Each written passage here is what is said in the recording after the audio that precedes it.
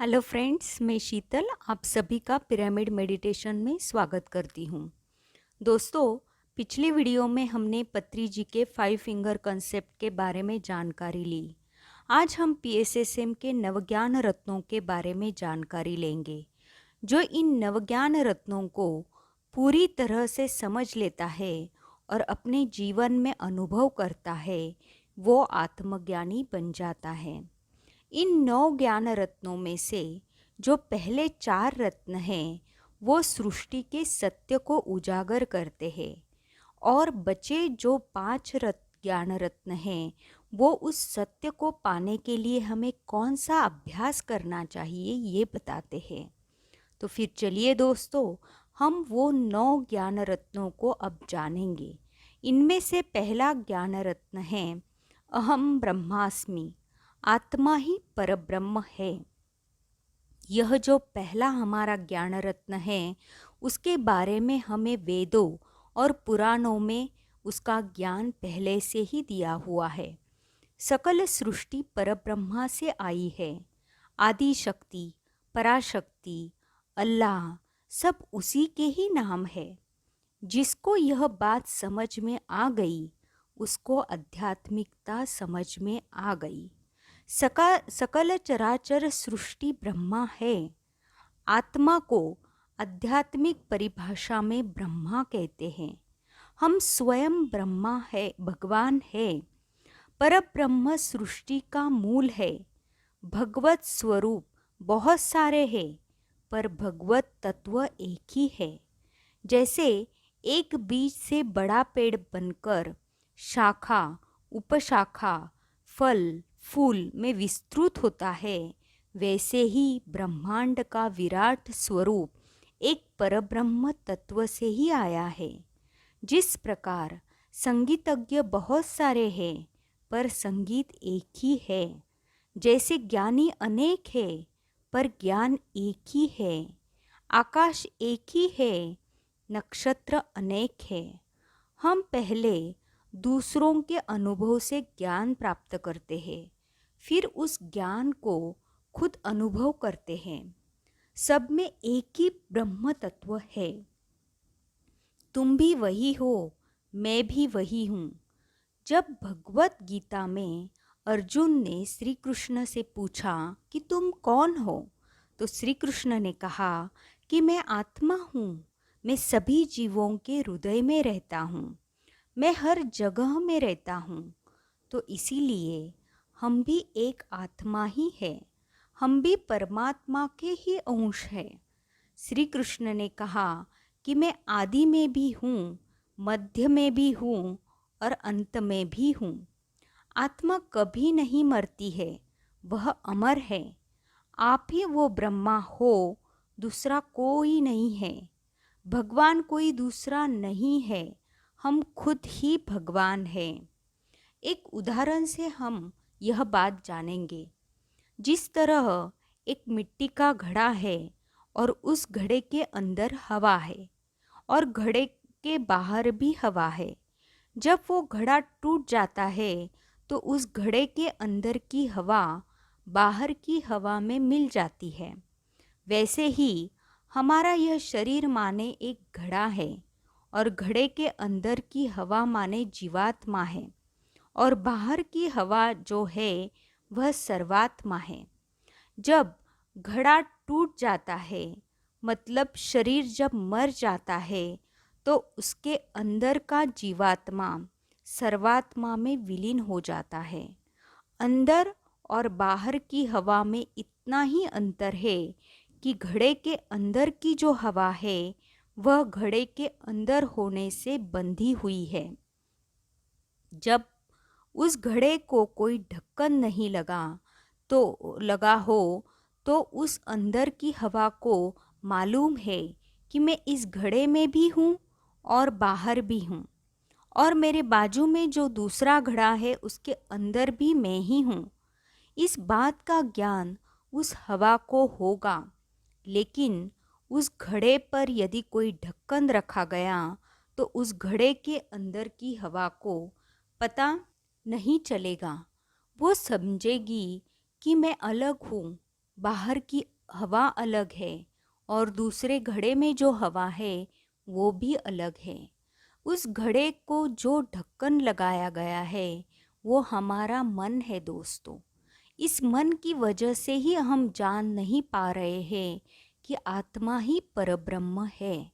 लेकिन जैसे ही हम ध्यान करना शुरू करते हैं तो घड़े के ऊपर का जो मन रूपी ढक्कन है वो हम निकाल देते हैं।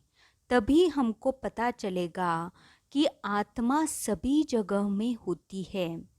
दोस्तों, हमें घड़े अलग अलग दिखाई दे रहे हैं, वैसे ही हमें शरीर अलग अलग दिखाई दे रहे हैं, लेकिन इस शरीर को चलाने वाली आत्मा एक ही है।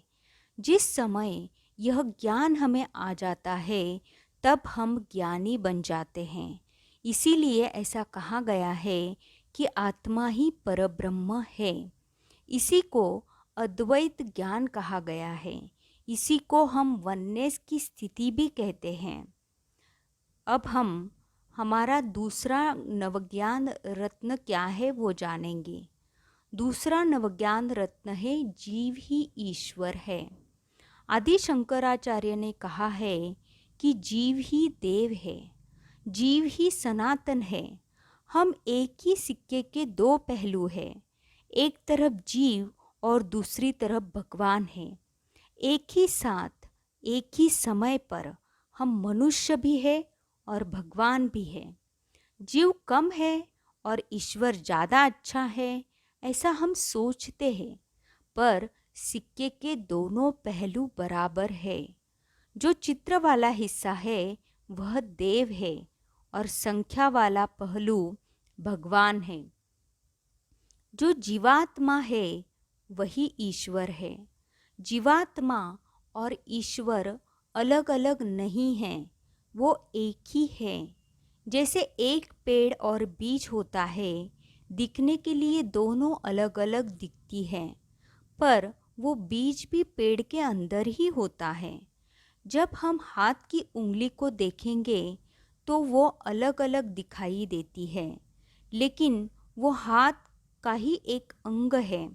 जब आप सिर्फ एक उंगली को देख रहे हो तो आप द्वैत में हो, लेकिन आप पूरे उंगली को हाथ के साथ देखोगे तो आप अद्वैत में हो। द्वैत भी सही है और अद्वैत भी सही है।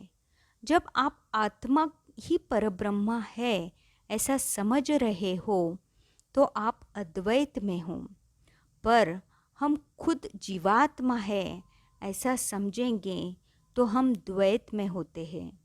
जो जीवात्मा है वही ईश्वर है। ईश्वर कोई अलग नहीं है। जो यह जान गया वही आत्मज्ञानी है। मानव शरीर में हम नवरसों के साथ अभिनय करते हैं। आप ही भगवान हो जो मनुष्य शरीर धारण करके अनुभव के लिए आए हो। हम खुद के बारे में नहीं जानते, इसीलिए रोते रहते हैं। यह ज्ञान होना ही हमारा दूसरा ज्ञान रत्न है। अब हमारा तीसरा नवज्ञान रत्न है देह ही देवालय है। भगवान कई मंदिर मस्जिद में नहीं है, वो हमारे अंदर ही है। हमारा देह ही मंदिर है और इस शरीर में जो जीवात्मा है वही ईश्वर है। बाहर के मंदिरों में सिर्फ मूर्ति है, तो फिर भगवान कहाँ है? तो हम स्वयं ही भगवान है। आत्मा ही परब्रह्म है, जीव ही ईश्वर है। हम स्वयं भगवान हैं जो इस देह और मंदिर में वास करते हैं। यह सब ज्ञान हमें हमारे वेदों में दिया हुआ है, फिर भी आज हम भगवान को मंदिरों में ढूंढ रहे हैं, पंडितों के पीछे भाग रहे हैं। यही हमारा अज्ञान है दोस्तों। मंदिरों में हमें जाना चाहिए, लेकिन उधर जाके हमें ध्यान करना चाहिए। मंदिर में कोई भगवान नहीं है, तो फिर मंदिर में क्या है? तो मंदिरों में ऊर्जा होती है, शक्ति होती है। इसीलिए हमें मंदिरों में जाके ध्यान करना चाहिए। मंदिर मूर्ति पूजा कर्म कांड के करने के लिए नहीं है। मंदिर एक शक्ति क्षेत्र है, वहाँ जाके ध्यान करके आना चाहिए। असल में मंदिरों की स्थापना इसीलिए की गई थी, लेकिन धीरे धीरे यह सब ज्ञान हम भूल गए और हमने मंदिरों में कर्मकांड शुरू कर दिया। यह सब ज्ञान हमें भगवत गीता में भी दिया गया है। हम भगवान को ढूंढने के लिए मक्का, मदीना, काशी, मानसरोवर जा रहे हैं। एक भगवान ही भगवान को ढूंढ रहा है। यही हमारे समाज की विडंबना हो गई है। तो हमें यही समझना है कि हमारा देह ही हमारा मंदिर है। अब हमारा चौथा ज्ञान रत्न है, श्वास ही गुरु है। श्वास अर्थात प्रकृति।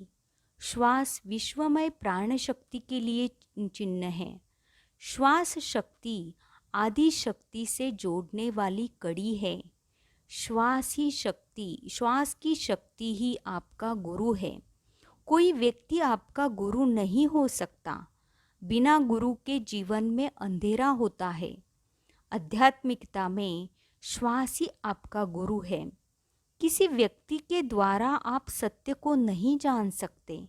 आपको यदि सत्य जानना है तो आपको अपने अंदर ही जाना पड़ेगा।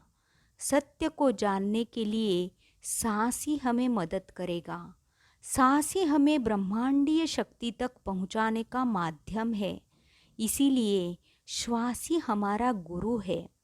जो गुरु आपको सांस ही आपका गुरु है यह बताता है, वही आपका सच्चा गुरु होता है। यही असली गुरु की सच्ची पहचान है। बाहर के गुरु का यह काम है कि आपके भीतर के गुरु का परिचय करवाना। ये जो अभी हमने 4 ज्ञान रत्नों को समझा, उसमें हम सत्य के बारे में उसमें हमें सत्य के बारे में बताया गया है। अभी हम जो बचे 5 रत्नों को देखेंगे, उसमें हम सत्य तक पहुंचने के लिए किस प्रकार के अभ्यास की हमें ज़रूरत है वो देखेंगे। हमारा 5वां ज्ञान सूत्र है, समय ही साधना है। हमें समय रहते साधना करनी है। समय ही साधना है। जितना ज़्यादा समय ध्यान करते हैं उतनी ज़्यादा साधना होती है। आप कितना समय साधना को देते हो उतनी ही जल्दी आपकी प्रगति होती है। हमारे ऋषियों ने भी जंगलों में जाके, पहाड़ों पर जाके साधना की थी, तभी वो सत्य को जान पाए। लेकिन अब समय बदल गया है। इस समय में पृथ्वी की फ्रीक्वेंसी बढ़ गई है। अभी आपको ऋषियों की तरह इतना देर तक ध्यान करने की ज़रूरत नहीं है।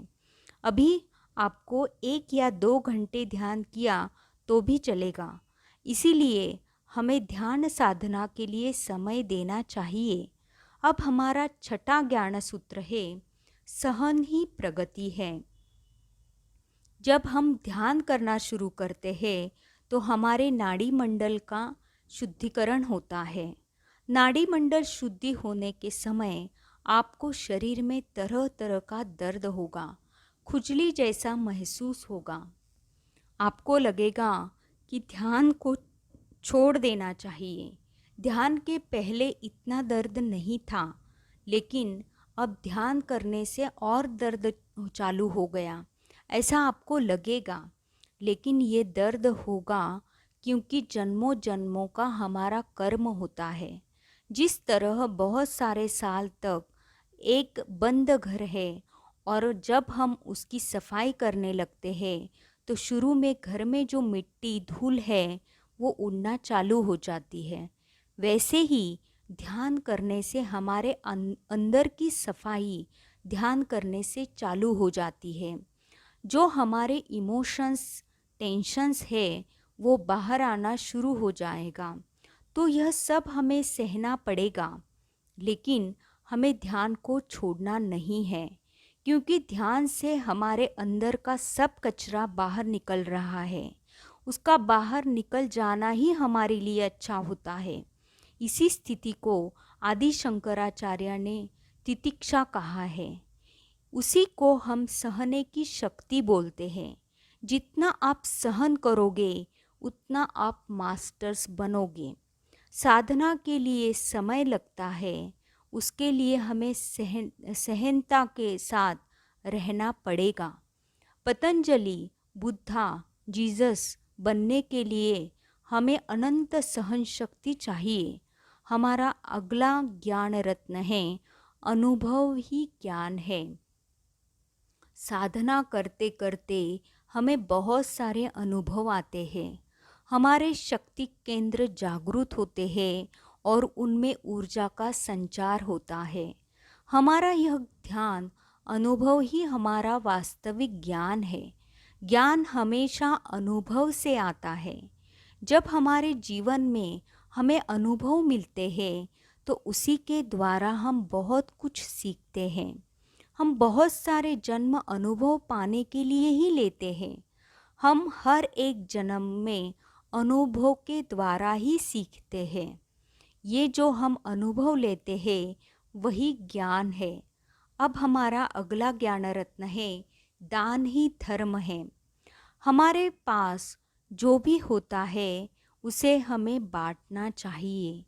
जितना हम बांटेंगे उतना ही हम आगे बढ़ेंगे। आपके पास समय है तो समय दान देना चाहिए। पैसे है तो पैसों का दान देना चाहिए। वस्त्रदान, अन्नदान, भूदान, गोदान आदि में सर्वोत्तम है ज्ञानदान। जिसके पास शाश्वत ज्ञान है वही ज्ञान दान कर सकता है। ज्ञान दान ही उत्तम दान है। अब हमारा अगला ज्ञान रत्न है, धर्म ही पुण्य है। जितना हम पुण्य करेंगे उसका संचय हमारे अकाउंट में जमा होता रहेगा। जो शरीर के लिए सेवा करते हैं वो पुण्य करते हैं और जो आत्मा का सेवा करते हैं उनको मोक्ष मिलता है। सेवा करना ही सबसे बड़ा धर्म है। ध्यान की सेवा ही सर्वोत्तम सेवा है। प्रतिदिन धर्म के अनुसार आचरण करना ही पुण्य है। धर्म यानी उचित अनुचित का ज्ञान। यह ज्ञान ध्यान से ही आता है। तो दोस्तों, पीएसएसएम में इन 9 रत्नों को बड़ा महत्वपूर्ण माना जाता है। ये 9 ज्ञान रत्नों की माला जो कोई पहनेगा वही पिरामिड मास्टर बन जाएगा। तो फिर चलिए दोस्तों, मैं अब अपनी वाणी को विराम देती हूँ। फिर मिलेंगे अगले वीडियो में। तब तक के लिए जय पिरामिड जगत, जय ध्यान जगत, जय शाकाहार जगत। धन्यवाद।